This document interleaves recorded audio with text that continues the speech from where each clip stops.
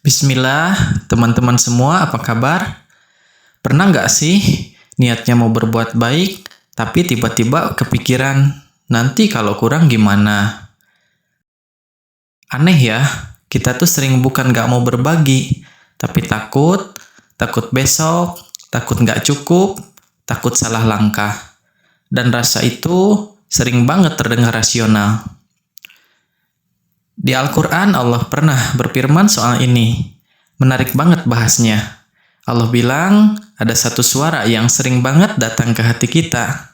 Setan itu menjanjikan kamu kemiskinan. Perhatiin ya, bukan menakut-nakuti neraka, tapi menakut-nakuti masa depan. Kayaknya relevan banget sama hidup kita sekarang ya. Dan lucunya, suara itu nggak jahat-jahat amat. Dia nggak bilang, jangan sedekah, tapi bilangnya, nanti dulu aja. Sekarang belum aman. Padahal, kalau kita jujur, suara itu yang paling sering bikin kita berhenti berbuat baik. Allah juga janji, tapi janji Allah beda. Allah nggak janji langsung kaya, tapi Allah janji dua hal, ampunan dan karunia. Kadang karunia itu bukan nambah uang, tapi nambah tenang. Dan jujur aja, bukankah yang paling kita cari itu tenang? Makanya setelah ayat itu Allah ngomong soal hikmah. Karena ternyata masalah kita bukan kurang dalil, tapi kurang kebijaksanaan membaca isi hati.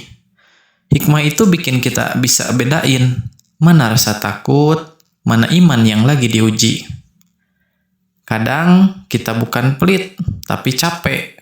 Capek mikirin hidup, capek sama ketidakpastian, dan di saat capek itulah iman sering goyah.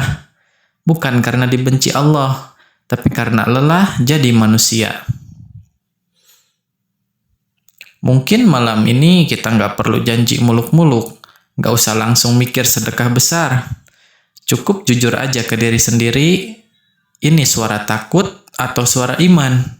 Karena ternyata iman itu sering diuji, bukan di dosa besar, tapi di rasa takut yang kecil, tapi terus diikuti.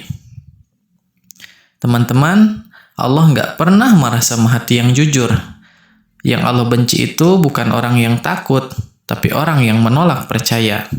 Yuk, kita belajar pelan-pelan lagi percaya sama janji Allah.